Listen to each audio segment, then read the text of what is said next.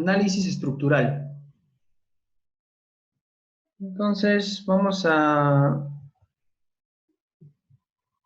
algunas cosas, ¿no? Por ejemplo, para estructuras regulares, el análisis puede hacerse considerando el total de la fuerza sísmica actuando independientemente en dos direcciones ortogonales.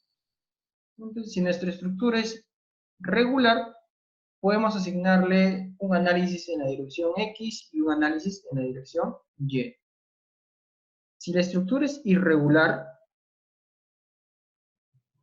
¿no?, el análisis ocurre en la dirección que resulte más desfavorable para el diseño.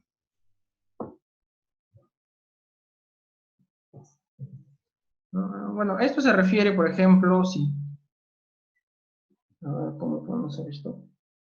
Esto se refiere...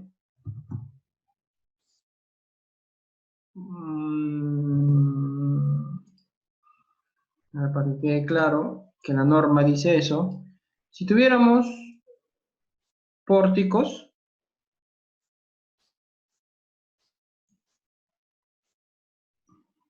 ¿no?, y yo le coloco placas para rigidizar, ¿no? Entonces yo le voy a colocar una plaquita por acá, y placa por acá, y una placa por acá. Listo.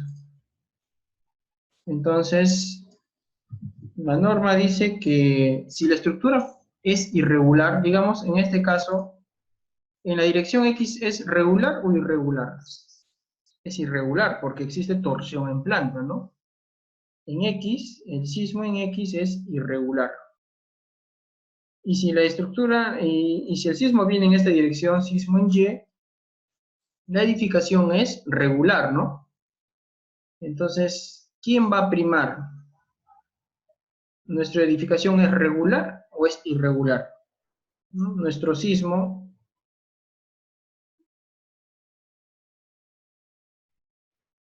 ¿quién va a gobernar el diseño? El diseño va a gobernar definitivamente este de acá, ¿no? Si es irregular en X, toda la estructura es irregular. ¿De acuerdo? No porque en Y sea regular, tú acá no le vas... bueno, en colegios, claro, ¿no? Esto es estoy explicando lo que indica la norma, ¿de acuerdo? ¿A qué se refiere esta parte? ¿No? Esto se refiere si en una dirección es regular y en la otra dirección es irregular, gobierna la otra dirección, por lo tanto, toda la edificación es irregular, ¿de acuerdo? Es decir, que a este también su R lo debes multiplicar por 0. Lo que consideres, ¿no? 0,75 o algo así.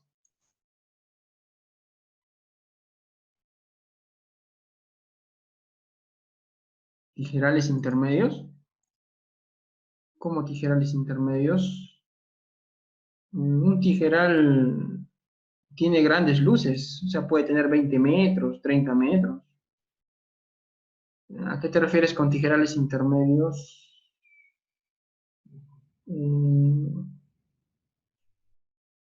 Bueno, un tijeral perpendicular a este de acá, te refieres, ¿no?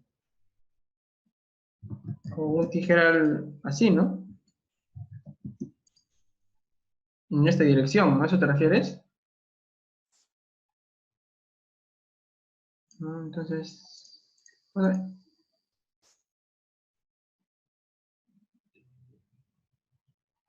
un tijeral entre el eje 1 y 2. Ah, ya.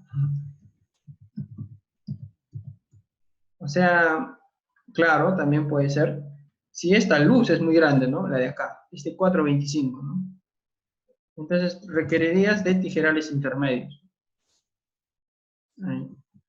Entonces, estos tijerales intermedios ya no se apoyarían en la columna, se apoyarían en la viga. Entonces, igual, metras su peso y esa carga va a ir a la viga como carga puntual. ¿De acuerdo? Es lo mismo, pero ya la carga ya no va hacia la columna, sino va en la viga.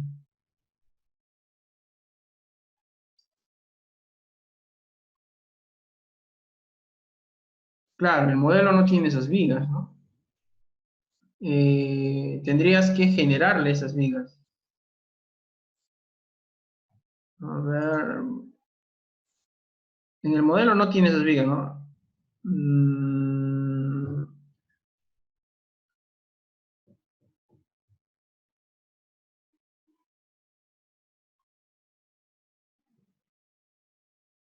Claro, tendrías que generarle, ¿no? O sea, tendrías que unir, a ver, este punto con una viga, pero eso te genera otros problemas, ¿no? Mm, no, no es recomendable, entonces te va a generar problemas. Lo recomendable, si tuvieras grandes luces, tendrías que colocarle una columnita, aunque sea pequeña, ¿no? Una columnita, claro, ¿no? En el modal se va, tienes razón, por lo tanto, lo recomendable es que si tienes luces grandes, acá le coloques una columna, pequeña nomás, ¿no? Que tan solo se encargue de trasladar el peso, ¿de acuerdo? Hasta su cimentación, ¿no?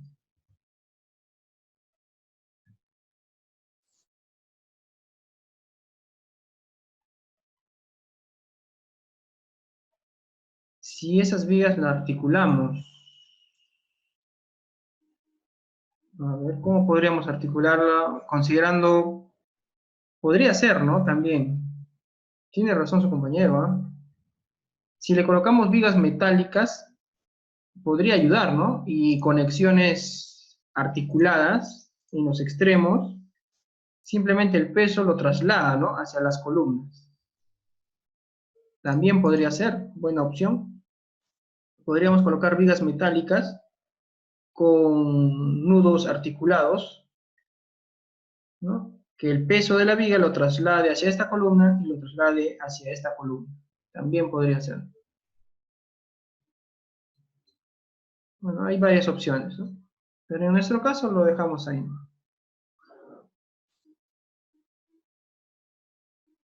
No, no sería otro sistema, simplemente le colocamos, hacemos de alguna manera que la carga que tendría que ir hasta esa viga se traslade hacia estas columnas, ¿no?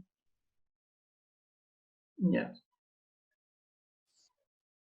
El sistema es lo que más predomina, ¿no? En este caso, muros de albañilería y placas de concreto. Bien, continuemos.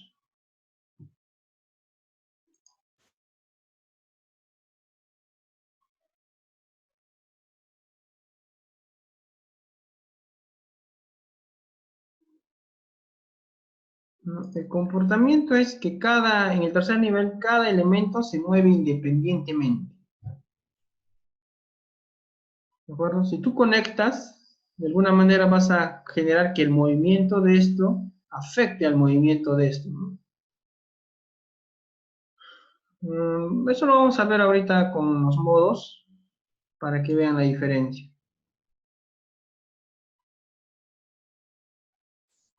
¿Ya?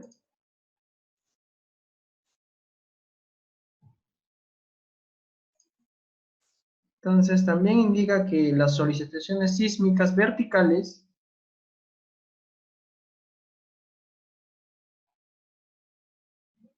tan solamente se deben considerar en elementos que va a afectar, ¿no? Como elementos de grandes luces, voladizos o elementos pretensados,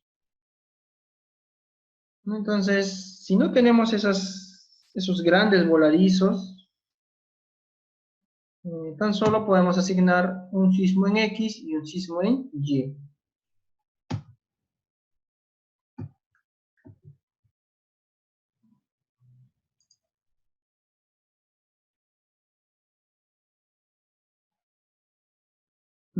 Si consideramos esas vigas, sí van a afectar el resultado. Eso lo vamos a ver con un modelo aparte, ¿ya? Para comparar, para salir de dudas. ¿Ya?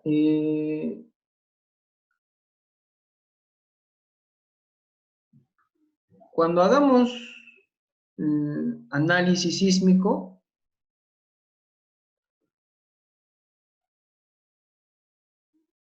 la estructura de concreto y albañilería tienen que ser considerando inercias brutas, ¿no? No podemos considerar inercias agrietadas. Ya sabemos que cuando hay sismo, el concreto se agrieta, ¿no? No vemos las grietas, pero realmente el concreto va agrietándose. Pero no tenemos que considerar ese agrietamiento en nuestro análisis, ya que nuestro análisis es lineal elástico y la verificación de los resultados, las derivas, es considerando secciones brutas. Si nosotros consideráramos secciones agrietadas, al tener sección agrietada, acá por ejemplo, en otras normas, como es en Colombia, en Colombia he visto, por ejemplo, a las vigas se les reduce el momento de inercia, ¿no? Alrededor del eje 3 y le colocan un 30%, 0.3. ¿No? Entonces, de esa manera estás considerando el agrietamiento de tu sección. Pero si nosotros vamos a usar las distorsiones de la norma peruana, tenemos que considerar secciones brutas, ¿no? O sea, sin agrietamiento.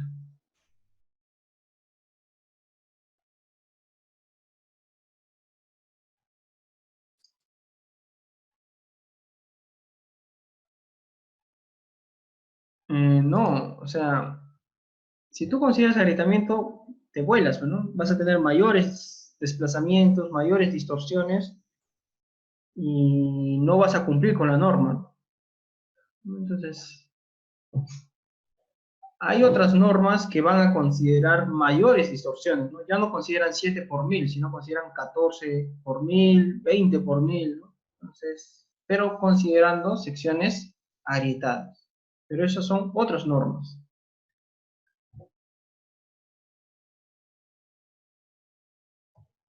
¿no? Ya, ¿no? Por ejemplo, acá, sección bruta, todo tiene que ser 1. ¿No?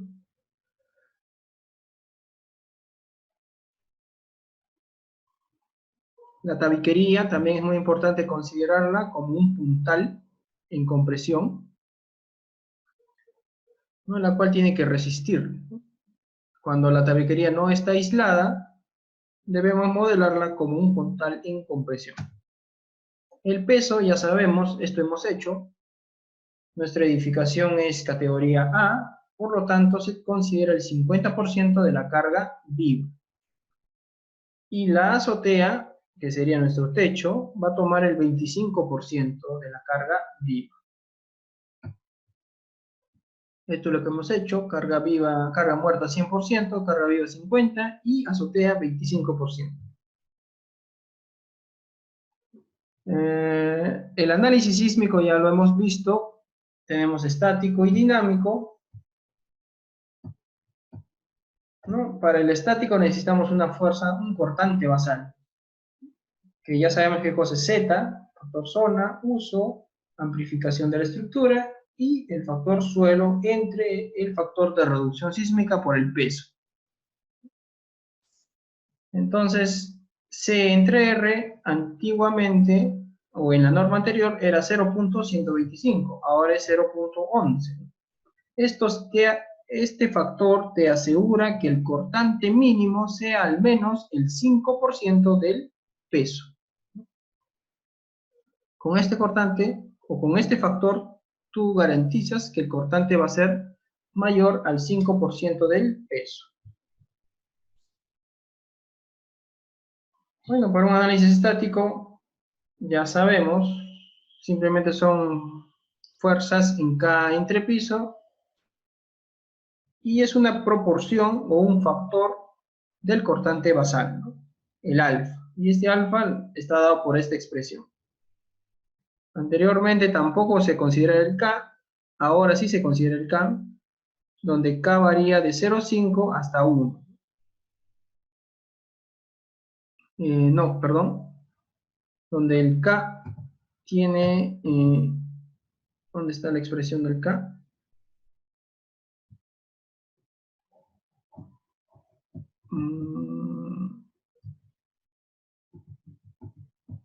Bueno, el K va a depender del periodo, ¿no? Si tu periodo es menor a 0,5, K vale 1. Si tu periodo es mayor que 0,5, K vale, tiene su expresión, ¿no? No está acá, pero sí está en la norma, ¿no? El periodo fundamental de vibración, también de alguna manera podemos intuir o determinar el periodo de una manera con esta expresión, la altura entre un factor CT, o simplemente si tu edificio es de 2 pisos, tu periodo debe ser 0,2, ¿no? Un décimo del número de niveles. Pero una manera más correcta de calcular el periodo es mediante esta fórmula, ¿no? Que es la que utiliza el programa de TAPS. ¿No? Y podemos ver los modos de participación modal. En los modos, por ejemplo, en este caso, el primer modo tiene que tener un mayor porcentaje de masa participativa. En este caso, 83% va a tener el primer modo.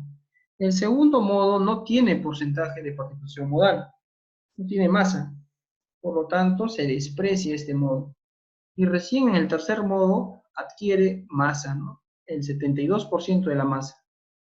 Por lo tanto, el primer modo está en la dirección Y el segundo modo de vibración estaría en la dirección X.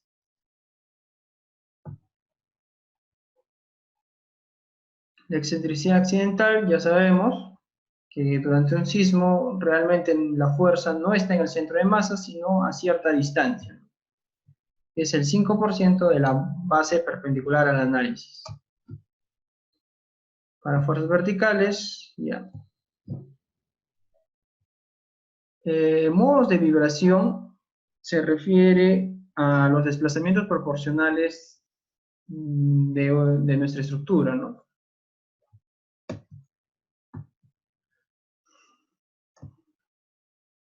La sumatoria de las masas de los distintos modos debe ser mayor al 90%.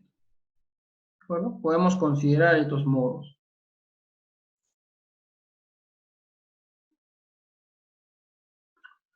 No, Fran, o sea, realmente el primer modo debe ser traslacional, ¿no? El segundo modo debe ser traslacional y el tercer modo debe ser rotacional, ¿no? Pero como les indicaba, todo va a depender de la masa, ¿no? Por ejemplo, el primer modo es traslacional, ¿no? Mientras que el segundo modo es, aparentemente, podría ser rotacional, ¿no? Si tú lo ves en el ETAPS va a ser rotacional, pero no tiene masa. Esto es 0 y esto también puede ser 0. Entonces, este modo 2 lo tenemos que eliminar. Y nos vamos al siguiente. El modo 3 también es traslacional, ¿no? Entonces, esto es traslacional, traslacional, y el siguiente vendría a ser el rotacional.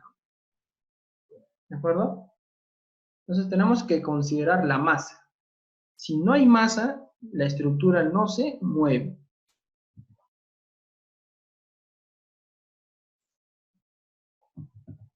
¿De acuerdo? Entonces, ya sabemos que el espectro de pseudoaceleraciones también, ¿no? Simplemente lo multiplicamos por un G, y esta expresión es para la dirección vertical, ¿no? En el caso que tengamos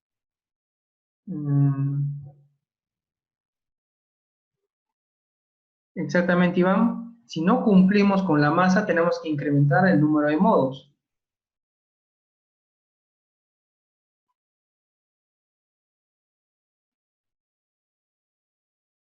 Si el primer modo es rotacional, y si tiene gran masa, por ejemplo un 30%, 40%, y es rotacional, tienes que corregir o considerar torsión extrema, ¿no? Y un colegio no puede tener torsión extrema. Entonces, tendrías que ver, ¿no? Si quieres, puedes mejorar esa configuración estructural.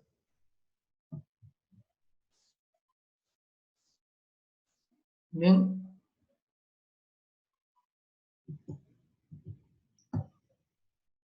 Bueno, acá hice una comparación de la norma E030 del 2016 con la del 2006, ¿no? Bueno, la norma del 2018 es la misma del 2016 en cuanto al espectro de pseudoaceleraciones en las direcciones X y Y. Solamente ha variado la dirección vertical, ¿no?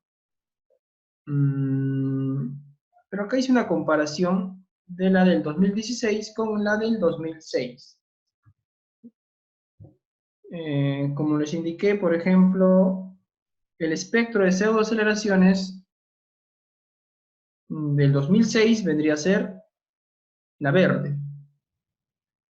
Y si se dan cuenta, en el 2006 no existía el periodo TL, que es para estructuras de periodo largo.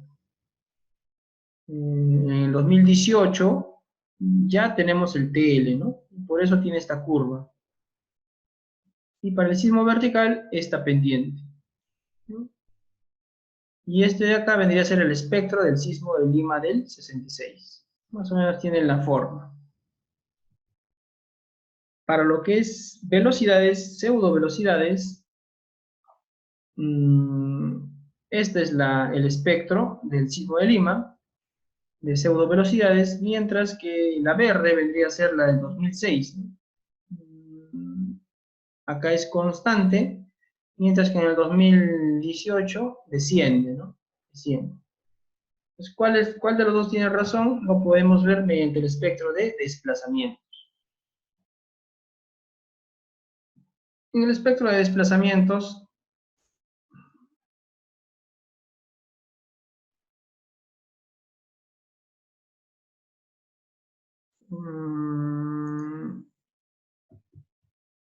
para la dirección vertical, se utiliza esto de acá. Este de acá se utiliza la dirección vertical, ¿no? Uy, queda un minuto. El C es el periodo. Por ejemplo, si tenemos un periodo de 0.1, 0.2, bueno, en este caso serían más pequeños, ¿no? 0.02, 0.04.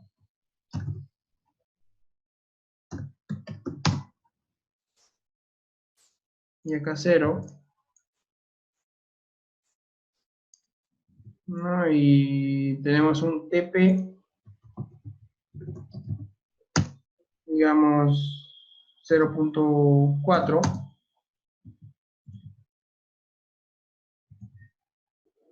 Esta parte es una recta, ¿no? Simplemente tenemos el periodo TP y nuestros periodos que van a variar, ¿no?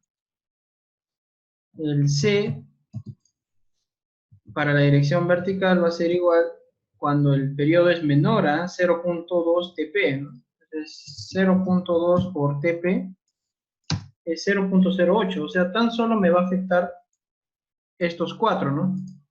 Después se convierte en una recta que vendría a ser 2.5 hasta la plataforma 0.4, ¿no? Todo eso sería 2.5. La primera parte sube en forma de recta. Entonces, esto es igual a 1 más 7.5 por T, el periodo, entre TP. Nada más. ¿No? Entonces, hasta acá, insertar. ¿No? Ahí sería el espectro de pseudoaceleraciones, ¿no? Inicia con una recta, luego es una plataforma y luego desciende, ¿no? Y acá tiene dos funciones más. ¿Qué cosa te indica esta parte? Esta parte te indica que la aceleración de la estructura debería tender a ser la misma que la aceleración del suelo, ¿de acuerdo? Entonces, cuando tenemos periodos muy cortos, por ejemplo 0.08, 0.06, la aceleración de esa estructura debe ser muy parecida a la aceleración del suelo, ¿de acuerdo? Ya. Pero eso solo se considera en la dirección Z, ¿no? Lo normal hubiera sido que se considere en ambas direcciones, en las tres direcciones, ¿no? Pues nuestro espectro tiene esa forma. Si se dan cuenta, acá empieza, tiene esa forma, ¿no? Pero, claro, ¿no? Tiene esa forma. Pero la norma peruana es más conservadora, ¿de acuerdo? Entonces consideramos una platea inicial. Bien. Bueno, la combinación modal ya sabemos que hacemos por... Hay tres maneras, ¿no? La absoluta, la raíz cuadrada de la sumatoria de los cuadrados y el CQC, ¿no? Entonces podemos hacerlo de las dos maneras. Estos son respuestas modales, ¿no? Entonces, para cada modo de participación, para el modo 1 hay una respuesta, para el modo 2 hay otra respuesta, otro desplazamiento, otro cortante, otra flexión,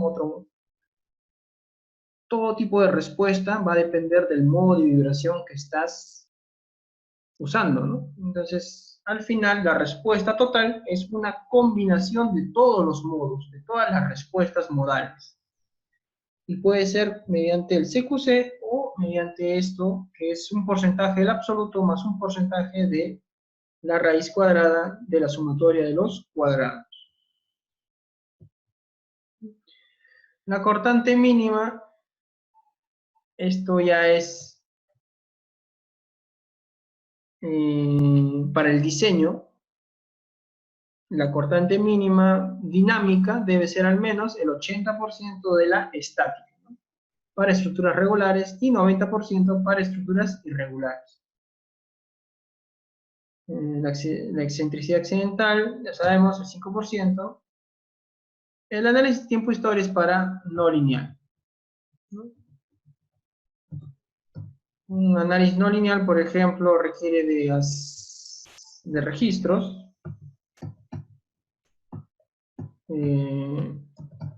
Y requiere de modelos para el análisis. Los modelos son estos, ¿no? Modelos no lineales. Pueden ser rótulas, resortes o elementos finitos, ¿no? Entonces, va a depender del modelo. Por ejemplo, este es un pilar de un puente y tiene links o resortes. Bueno, un link tiene 6 resortes.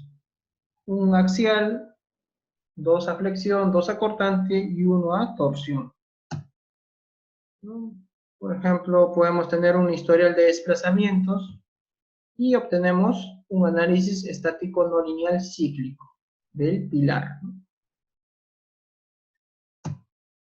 O su curva de capacidad, donde podemos, ya sabemos, operacional, seguridad, precolapso y colapso, ¿no? Y hacer un análisis por desempeño con un espectro de capacidad y los espectros de demanda, ¿no? Para cada periodo de retorno del sismo. Y los desplazamientos laterales son las distorsiones. Concreto armado 7 por 1000, acero 10 por 1000, albañilería 5 por 1000, ductilidad limitada 5 por 1000. ¿No? Las juntas, ya sabemos, la redundancia, si un elemento tiene más del 30% del cortante o de la fuerza sísmica, se le incrementa en un 125%. O sea, se multiplica por 1.25.